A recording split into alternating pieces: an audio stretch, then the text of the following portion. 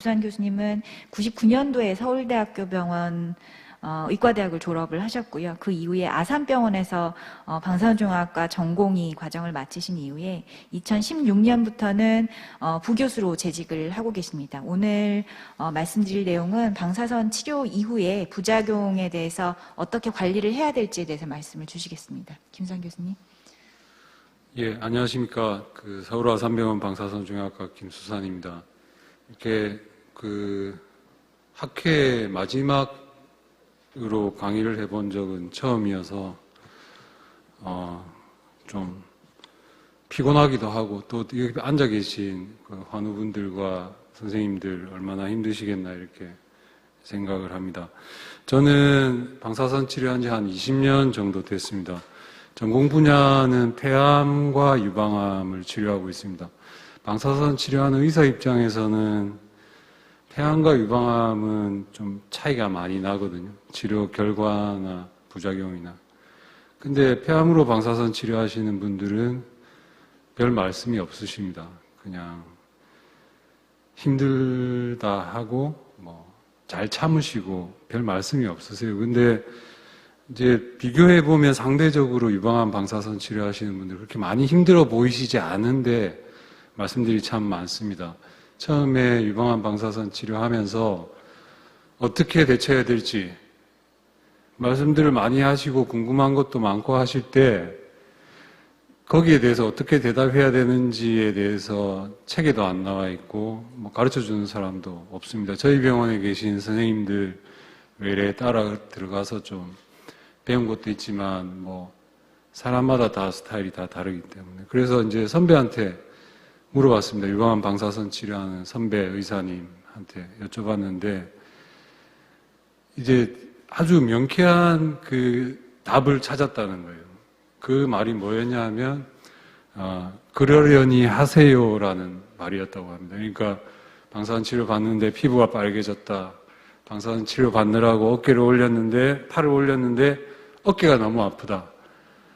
항암 치료 받고 왔는데 발바닥이 아프다든지 얼굴이 달아올라서 힘들다든지 잠을 못 잔다든지 그런 모든 말들을 힘들다고 얘기하는 환자한테 그러려니 하세요라는 말 한마디면 사실 제가 생각해도 굉장히 그럴듯하고 받아들이는 환자분도 굉장히 쉽게 받아들일 수 있지 않을까 그렇게 생각을 했습니다. 근데 이제 시작하는 입장에서 이제 그렇게만 하면서 평생을 하기가 좀 그래서 어떤 면들을 힘들어하고 어떤 부작용들이 생기고 어떻게 조치하면 되는지에 대해서 보기보다 나름대로 열심히 좀 준비를 하고 경험을 했었습니다. 그래서 거기에 대해서 간단하게 말씀드리겠습니다. 방사선 치료와 관련된 부작용들을 나누는 기준은 꽤 많이 있을 수 있습니다. 치료하는 위치에 생기는지 좀 떨어져서 생기는지 아니면 발생하는 기전에 따라서 방사선 선량에 비례해서 생기는지 그 정도가 심해지는지 확률이 증가하는지 이런 여러 가지 다양한 방법으로 분류를 해볼 수 있는데 그냥 생기는 시기에 따라서 대략적으로 물론 이제 겹치기도 하고 하지만 대략적으로 이렇게 많은 부작용들이 생길 수가 있습니다. 근데 이제 방사선 치료하는 방사선 종합과 의사가 무슨 아주 나쁜 사람도 아니고 심각하고 그런 치명적인 부작용들이 굉장히 흔하게 생기는데 그걸 계속할 사람은 없습니다. 그걸 하게 동료 의사들이 놔주지도 않습니다. 많은 부작용들이 있지만 대부분은 흔하게 생기는 것들은 아주 경미하게 생겼다가 시간이 가면서 좋아지는 것들이고 아주 심각하게 생기는 부작용들이 있지만 그 확률이 아주 드물어서 방사선 치료로 인해서 얻는 이득에 비해서는 굉장히 드물고 미미한 그런 경우가 많습니다. 저는 오늘 발표의 주제가 방사선 치료로 인한 부작용을 잘 관리하는 그런 의사이기보다는 이런 걸 안 만드는 의사가 되고 싶은 사람이거든요. 그래도 어쩔 수 없이 생기는 것들이 있고 또 치료를 하는 과정에서 우리가 방사선 치료로 앞서 두 연자 선생님들이 말씀을 해주셨지만 치료로 인해서 얻을 수 있는 이득을 위해서 어느 정도는 감수해야 되는 부분들이 있습니다. 여기에 대해서 잘 이해하고 관리하는 법을 배우는 것이 방사선 치료를 슬기롭게 이겨낼 수 있는 그런 방법이 아닐까 생각합니다. 치료 중에 생기는 부작용들은 피부염이나 유방이 좀 붓고 아프고, 그리고 모든 것이 방사선 탓은 아니지만 피곤하고 스트레스, 이런 심리적인 상황이 될 수가 있고, 방사선 치료 끝난 이후에도 방사선 직후에 방사선 치료로 인한 방사선 폐렴이나 흉통 같은 것들이 있을 수 있습니다. 치료 중에도 생길 수 있지만 치료 끝난 이후에 수년간 생길 수 있는 그 림프 부종이 있을 수 있고, 아주 드물지만 그 심장과 관련한 심혈관 질환의 부작용들이 생길 수가 있습니다. 그 외에 임신이나 모유 수유 관련한 것들, 이차암, 그리고 유방 재건한 것들과 관련한 방사선 치료 부작용들에 대해서 간략하게 살펴보겠습니다. 방사선 피부염은 아까 김혜영 교수님 말씀해 주셨지만 무조건 생긴다고 봐야 됩니다. 방사선 치료받은 피부에 변화가 하나도 없다 그러면 오히려 방사선 치료하는 의사가 굉장히 당황합니다. 이제 치료가 어디 다른 데 들어가고 있는 게 아닌가, 기계가 고장나서 방사선이 안 들어가고 있는 게 아닌가, 이렇게 걱정할 정도로 사실은 반드시 생겨야 되는 거라고 생각을 합니다. 근데 이제 정도의 차이는 있겠죠. 저희가 초등학교 때 운동회를 해도 하루 땡볕에서 이렇게 줄다리기 하고 박 터트리고 이런 거 해도 그날 벌써 얼굴이 빨개진 애들이 있고 2, 3일 지나서 얼굴이 까맣게 변하고 주근깨가 생기는 애들도 있고, 이렇게 시기나 정도가 사람마다 다 다릅니다. 그래서 한 2주 정도 치료했는데 별 변화가 없으면 환자분이 왜 안 생깁니까? 언제 생깁니까? 저도 잘 모른다고, 사람마다 다 다른다고. 근데 언젠가는 생기고 그렇습니다. 치료 기간이 아까 김영 선생님 말씀해 주신 것 중에 최근에 좀 단축된 경향이 있습니다. 예전에 6주 정도 치료를 했는데 최근에 한 4주 내외로 치료를 단축을 해서 하고 있고, 그런 경우에는 치료 중에는 잘 모르다가 오히려 치료 끝난 이후에 댁에 돌아가셔가지고 피부염이 좀 많이 생겨서, 심하게 생겨서 고생하시는 분들이 있습니다. 위험인자, 그러니까 정도를 보면 치료 끝날 때쯤 사진 찍은 건데 살짝 색깔이 변한 한 1도 정도, 그 다음에 좀 제법 표시가 되고 전체적으로 좀 빨개지는 한 2도 정도의 반응이 있을 수 있습니다. 방사선 치료 기법이 발달하면서 제가 20년 전에 치료할 때만 해도 치료 끝나는 환자분들은 대부분 다 피부가 벗겨져서 진물이 나고 그랬었거든요. 요즘은 그렇지 않습니다. 심하게 생기는 경우가 드물고, 의사가 의도적으로 피부에 방사선량을 굉장히 높이지 않는 이상은 3도, 4도 정도의 아주 심각한 부작용은 최근에는 많이 줄었다고 그렇게 생각을 합니다. 비만하거나 햇볕에 노출이 심한 경우, 담배 피시는 경우, 이런 경우에 좀 리스키하다고 되어 있고, 그 위험이 좀 더 증가한다고 되어 있고요. 그 류마티스 내과나 이런 데를 다니면서 약을 드시는 분들은 방사선 치료하기 전에 방사선 종양학과 의사와 반드시 좀 상의를 하는 게 좋습니다. 스클레로더마라고 하는 병이나 그 연관성이 그렇게 많지는 않지만 최근에는 류마티스 관절염 이런 것들도 방사선 치료로 인한 부작용이 좀 심하게 올 수 있다는 얘기가 있어서, 이러한 결체 조직 질환으로 류마티스 내과를 다니시는 분들은 그 질병의 정도나 이런 거에 대해서 방사선 치료하는 의사랑 좀 미리 상의를 하시는 게 좋을 것 같습니다. 그 외에 유전 질환이 있거나 방사선을 많이 쬐고, 항암 치료와 같이 방사선 치료하는 경우는 드문데, 최근에는 선행 항암 화학요법을 하고 나서 반응이 그렇게 썩 좋지 못했던 분들에 있어서는 수술하고 나서 방사선 치료할 때 먹는 그런 항암제를 같이 방사선 치료하는 경우가 있기 때문에, 이런 경우에는 피부 반응이 조금 더 심하게 올 수 있는데 그렇다고 방사선 치료를 같이 안 하거나 미루거나 할 정도는 아니라고 그렇게 생각을 합니다. 예방하는 방법은 방사선 치료를 잘하는 겁니다. 잘하는 거는 특별한 건 없고요. 저희가 보통 방사선 치료 똑같이 해도 유두 주위나 겨드랑이 그다음에 유방 아래쪽 이렇게 피부가 접히는 부위가 방사선 치료하고 피부염이 좀 심하게 오고 잘 생기는 부위입니다.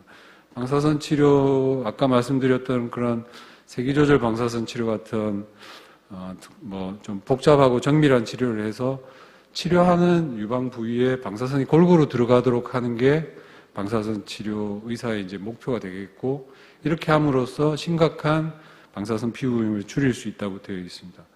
너무 치료 중에는 피부에 자극을 주지 않도록 조심을 하라고 되어 있습니다. 그리고 수용성 그런 로션 같은 것들 이제 보습을 해주고 피부에 자극을 줄여주고 이렇게 좀 치료 부위에 잘 발라주라. 하루에 뭐 한두 번, 두세 번 바르라 되어 있습니다. 이걸 바르는 의미는 또 한 가지가 있는데, 이제 뭐 심각한 피부 손상을 줄여주는 그런 것도 있겠지만, 자기가 치료하고 있는 부위가 어딘지를 알아야 되고요. 그 다음에 그 부위를 피부염이 얼마나 심해지는지를 좀 보는 게 상당히 중요하다고 생각합니다. 수술하고 나서 수술한 부위를 아예 쳐다보지도 않는 분들도 계십니다. 그래서 치료하는 부위의 피부가 얼마나 변화가 있는지 이런 걸 좀 로션을 바르면서 잘 살펴보시라 하는 그런 말씀을 드리고 싶습니다.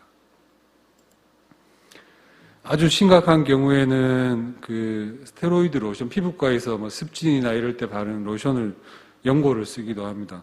이게 뭐 이제 거부감이 있어서 잘 안 쓰시는 분들도 있는데요. 제가 볼 때는 가려워서 긁는 것보다는 스테로이드 로션을 크림을 바르는 게 더 심각한 2차 손상에 의한 심각한 피부염을 줄여줄 수 있다고 이렇게 생각을 합니다. 먹는 약으로 가려움증을 줄여주는 것도 도움이 되고요. 그 피부가 벗겨진 자리에 거즈 같은 거는 절대로 붙이시지 않기를 권해드립니다. 그래서 최근에 나온 그 수분 드레싱, 뭐 메디폼, 뭐 이런 애들 상처 났을 때 바르는 그런 것들이 훨씬 더 도움이 되고 자극을 줄여주고 세살을 뭐 재생하는 데도 훨씬 더 도움을 준다고 개인적으로 그렇게 경험을 하고 있습니다. 심한 염증이 생긴 경우에는 항생제를 쓰기도 합니다. 유방이 붓고 아프다 하는 거는 수술 이후에도 있을 수 있고요.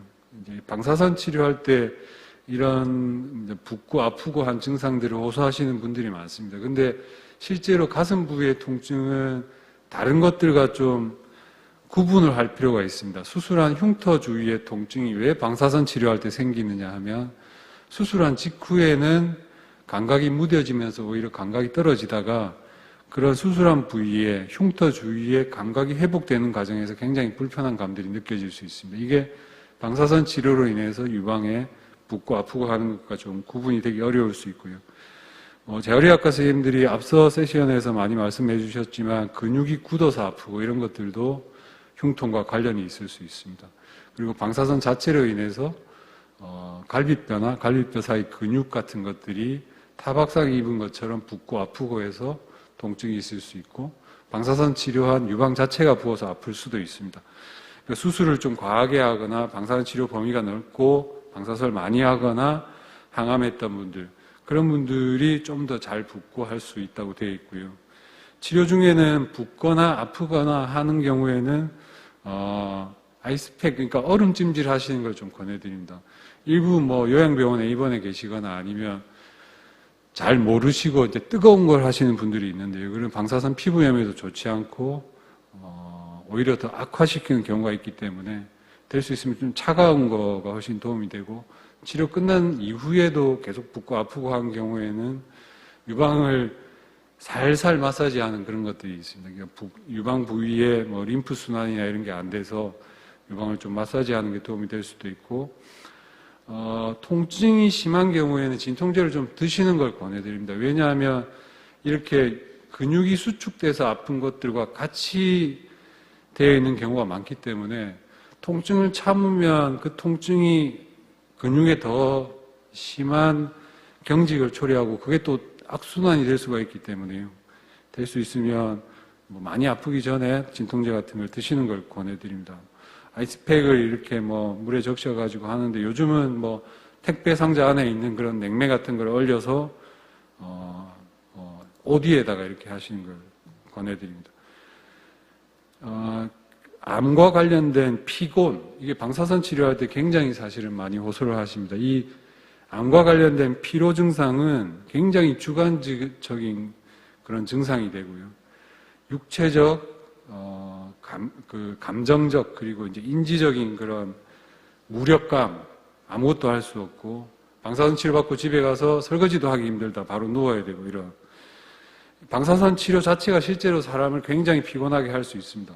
우리가 뭐, 감기에 걸려서 목이 부었을 때 근육통이 오고 온몸이 아프듯이 방사선 치료를 유방에 하지만 그 유방에 생긴 염증이나 면역 반응들이 결국 전신적으로 피곤한 영향을 초래할 수 있습니다. 근데 방사선 치료 중에 오는 피로 증상은 실제로 항암제를 하셨거나 항호르몬 치료를 하거나 타겟 표적 치료 수술과 관련이 있을 수도 있고 그 외에 빈혈이나 갑상선 기능 저하증 이런 여러 가지 몸의 다른 컨디션과도 상당히 관련이 있을 수 있습니다. 예를 들어서 이제 수술 후 이후에 항호르몬 치료를 아주 널리 사용되는 타목시펜 같은 경우에만 해도 이렇게 온몸에 부작용이 생길 수가 있습니다. 이렇게 다 외우기도 어려울 정도로 많은 부작용이 생길 수 있는데요. 여기에 매우 흔하게 생기는 부작용, 물론 홍조, 얼굴이 빨갛게 달아오르는 그런 부작용과 더불어서 굉장히 흔하게 발생할 수 있는 것이 피곤한 증상입니다.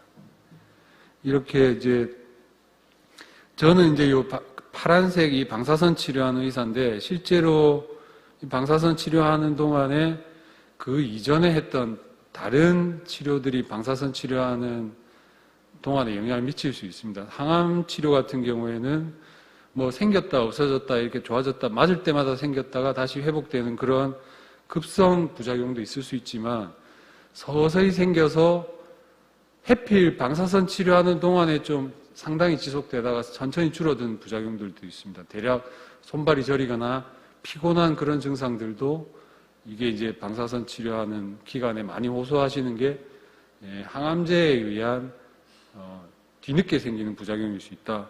그리고 수술 이후에 이제 타입을 보고 항호르몬 치료를 하기도 하는데 이 항호르몬 치료의 부작용 아까 말씀드렸던 건 타목시펜 같은 피곤한 증상들이 같이 겹칠 수가 있습니다. 피곤한 데 대해서 어떻게 해야 되느냐? 이거 사실은 정답이 있겠습니까? 전문가들이 얘기를 많이 하지만 실제로 정답이 있을 수는 없고 공통적으로 얘기하는 것들을 보자면 일단 이해하라 하는 것인 것 같습니다. 자기가 방사선 치료뿐만 아니라 기존에 있던 항암 치료나 항호르몬 치료 아니면 그런 개인의 경험과 관련돼서 병원 건물만 쳐다봐도 피곤하다. 의사 얼굴만 봐도 피곤하다. 그럴 수 있습니다. 자기가 피곤할 수 있다는 것을 받아들이고 그 피곤한 게 점점 힘들고 지쳐갈 때 그게 병이 재발하거나 진행하는 게 아니다라는 걸 이해하는 게 도움이 될 것 같습니다. 그리고 공통적으로 얘기하는 거는 신체적인 그런 운동을 좀 많이 하라 하는 그런 얘기들이 많이 하고 있습니다. 그리고 전문가의 도움을 받아라. 그런 얘기들을 하고 있고 미국 암학회에서 얘기하는 암과 관련된 그 부작용들 중에서 상당 부분 불안하고 우울하고 스트레스 상황, 그러니까 캔서 릴레이트 암과 관련된 스트레스 상황을 말씀드리고 싶은데요. 실제 이 여러 가지 흔히 알려진 부작용들 중에 꽤 많은 부분이 심리적인 스트레스와 관련된 것들입니다. 이런 다양한 원인들이 있을 수가 있고 이 스트레스 상황이라는 거는 제가 볼 때 제일 중요한 거는 이러한 스트레스 상황에 처하는 것이 정상적이다라는 것. 이걸 이해하는 게 상당히 중요할 것 같고요. 너무 스트레스에 휘둘리게 되면 암과 싸워나가는 그 과정이 굉장히 힘들어질 수가 있고 그 다음에 이 합리적인 그런 암 치료와 관련된 선택을 할 때 합리적인 판단을 하는데 좀 어려워질 수가 있습니다. 그래서 여러 가지 경제적으로 어렵거나 나이가 젊거나 이런 문제들이 있을 때 남편이 마음에 안 들거나 이런 여러 가지 원인들에 의해서 스트레스 상황에 처할 수가 있게 됩니다. 치료는 여기서 나온 제시는 종교적인 그런 도움을 받거나 사회사업가의 도움을 받거나 아니면 정신과 의사의 상담이나 처방을 받으라고 이렇게 되어 있습니다. 이 사실은 사회생활 하면서 대부분이 자기 주위에 그런 사회적인 네트워크를 통해서 어느 정도 도움을 받고 있는 부분입니다. 근데 사람이 감기에 걸리면 감기약을 먹듯이 이러한 스트레스가 굉장히 심한 상황에 처했을 때는 정신과 의사를 만나보고 자기의 증상을 털어놓고 그 증상에 맞는 아주 힘들고 할 때는 그 증상에 맞는 약을 처방받아 드시는 것도 나쁘지 않다고 생각을 합니다. 치료 종료 이후에 생길 수 있는 방사선 폐렴에 대해서 말씀드리면 아주 드물다고 말씀을 앞서서 해주셨는데 한 1% 내외 정도 되는 것 같습니다. 유방만 치료하면 그게 더 드물고 치료 범위가 넓어지면 좀 많아진다고 되어 있고요. 치료 끝난 직후에 시작해서 한 6개월까지 생길 수 있다고 되어 있습니다. 증상은 숨이 답답하고 기침이 나는 겁니다. 지나고 좀 기침 좀 했었다 이렇게 얘기하시는 분들이 있거든요. 좋아지고 나서 그렇게 심하지 않은 분들이 대부분이고 숨이 차서 아니면 밤에 잠을 못 잘 정도로 기침이 많이 난다. 그러면 이제 스테로이드 같은 약을 쓰기도 합니다. 한동안은 방사선 폐렴에 대해서 걱정을 하시거나 물어보시는 분들이 잘 없었습니다. 근데 최근에 저도 이제 진료 현장에서 느끼는 거는 방사선 폐렴에 대해서 물어보시는 분들이 걱정하시는 분들이 많아졌다. 왜 그렇게 됐을까 생각해 보면 이제 코로나 상황과 좀 관계가 있을 거라고 생각을 합니다. 이거 예를 들어서 이제 방사선 치료 끝나고 석 달째에 좀 기침이 좀 난다고 해서 엑스레이를 찍었을 때 이렇게 치료한 쇄골 상부 그쪽 림프절 치료한 부위와 유방 쪽 이렇게 치료한 부위에 좀 하얗게 흔적이 생겼습니다. 물론 스테로이드 치료하고 좋아졌고 흔적이 줄어들었고 증상은 깨끗하게 빨리 좋아졌고요. 2년 뒤에는 남아있던 그런 방사선 치료 흔적도 다 좋아졌습니다. 근데 그냥 옛날 같으면 이렇게 아주 드물게 치료하고 좋아지실 분들이 왜 요즘 상황에서 힘드냐 하면 기침이 나서 병원에 갔는데 엑스레이가 이렇게 나오면 진료 자체를 받을 수가 없게 됩니다. 코를 찔리고 코로나 검사를 해서 음성이 나올 때까지 추운데 어디 밖에서 대기를 해야 되고 격리당해야 되고 이런 일들이 있을 수 있습니다. 그래서 이런 방사선 치료 이후에 이런 부작용이 생길 수 있다는 걸 좀 알고 엑스레이에서 마치 코로나 아니면 그냥 비정형의 폐렴에 걸린 소견처럼 나올 수 있다 하는 거를 알고 계시면 좀 더 대처하는 데 도움이 되지 않을까 이렇게 생각을 합니다. 치료 자체는 그렇게 어렵지 않고 그 다음에 치료하면 바로 증상도 좋아지고 그렇게 됩니다. 림프 이데마에 대해서는 재활의학과 선생님들께서 많이 설명을 해주셔서 제가 따로 말씀을 드리지는 않겠습니다. 근데 어쨌든 이제 한우분들께 말씀드리고 싶은 건 뭐냐 하면 방사선 치료는 짧게는 한 4주, 길게는 한 6주 이상 매일 방사선 치료 하러 오시거든요. 제가 림프 부종을 줄이기 위해서 할 수 있는 것은 치료 범위를 최소화할 수 있는 거라고 생각을 하고요. 또 하나 림프 부종을 줄이기 위해서 할 수 있는 거는 방사선 치료 받으러 매일 오시는 병원에 오시는 분들을 재활의학과 쪽으로 자꾸 소개를 시켜드리는 겁니다. 그게 중요할 거라고 생각을 하고요. 매일 병원에 오시는 동안에 재활의학과에 가서 교육도 받고 마사지하는 실습도 하고 붕대 받는 것도 해보고 운동하는 것도 배우고 그런 것들이 향후 림프 부종을 관리하고 하는데 도움이 될 거라고 생각을 합니다. 이렇게 여러 가지 콘텐츠 같은 것들이 많이 회복이 되어 있습니다. 방사선 치료로 인해서 심장에 독성이 생긴다. 이거는 대부분 협심증 아니면 심근경색 같은 것들이 확률이 좀 증가할 수 있다는 겁니다. 방사선이 심장에 많이 들어가면 많이 들어갈수록 확률이 증가한다고 되어 있고 7.4%라고 되어 있는데 이게 100명 받으면 7명이 협심증에 걸린다 하는 게 아닙니다. 이거 수치에 현혹되지 말아야 된다고 말씀을 드리는 거고 물론 방사선 치료 의사 입장에서는 심장에 들어가는 방사선 양을 숨을 들이마셔가지고 이제 유방과 심장을 떨어뜨리고 엎드려가지고 가슴살을 앞으로 모아서 심장과 유방 치료하는 부위를 떨어뜨리고 하는 그런 방법들을 쓸 수도 있지만 심장에 그런 협심증 같은 게 생기는 확률이 증가하는 거기 때문에 본인이 그런 뭐 비만이나 당뇨나 고지혈증 등들을 관리하고 하면 최근에는 이런 위험성이 크게 증가하지 않는다 이런 보고들도 많이 있어가지고요. 너무 걱정 안 하셔도 될 걸로 생각을 합니다. 방사선으로 인해서 2차로 암이 생겼다 이런 보고들도 있는데요. 이건 이제 저희가 배우는 방사선 생물학 교과서에 나오는 겁니다. 방사선 치료가 잘못 받으면 손에서 거미줄이 나가고 하늘 날 수 있게 되고 그런 게 아닙니다.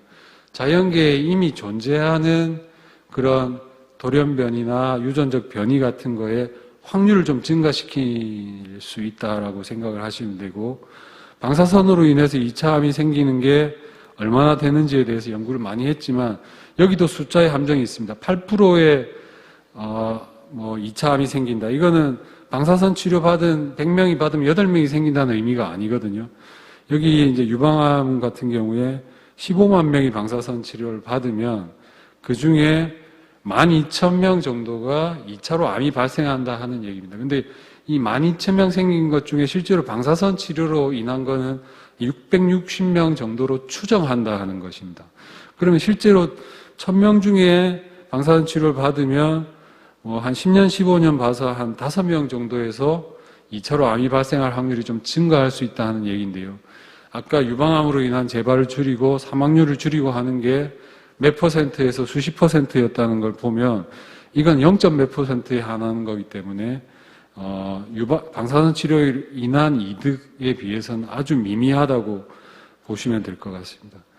요거는 시간 관계상 좀 넘어가도록 하겠습니다.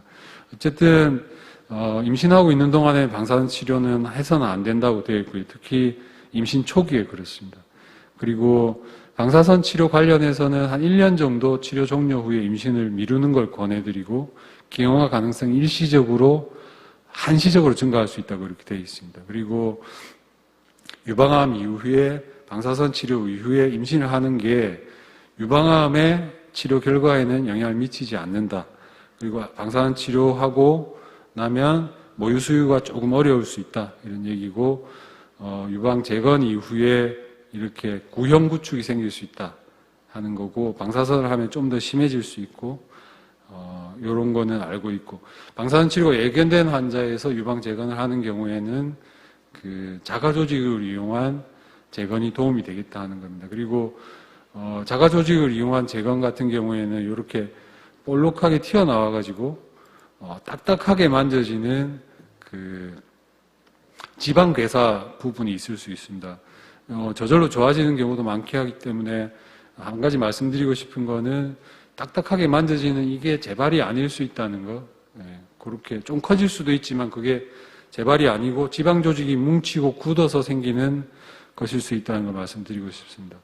그 방사선 치료 받으시는 분들은 몇 주 동안 이렇게 여러 번 만나게 됩니다. 그러면 환자분들은 내가 얼마나 잘못 살아서 이런 병에 걸렸냐, 아니면 남 탓을 하고 남편이나 자식이나 속을 속에서 내가 이런 병에 걸리지 않았냐, 이렇게 자꾸 이제 다른 데서 자꾸 원인을 찾으시려고 하는데요.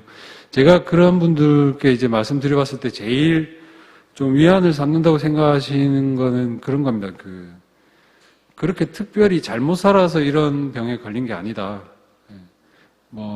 잘못 사신 거 없고, 조금 조절하면 되겠지만 그냥 살던 대로 사시라 하면 사실은 그 말에 되게 위안을 많이 받으시는 것 같습니다. 그래서 살던 대로 사시고, 살다 보니까 이렇게 아주 특별한 부위에 병이 생겨서 고장이 났고, 고장난 거 잘 고쳐서 쓰시면 된다. 방사선 치료는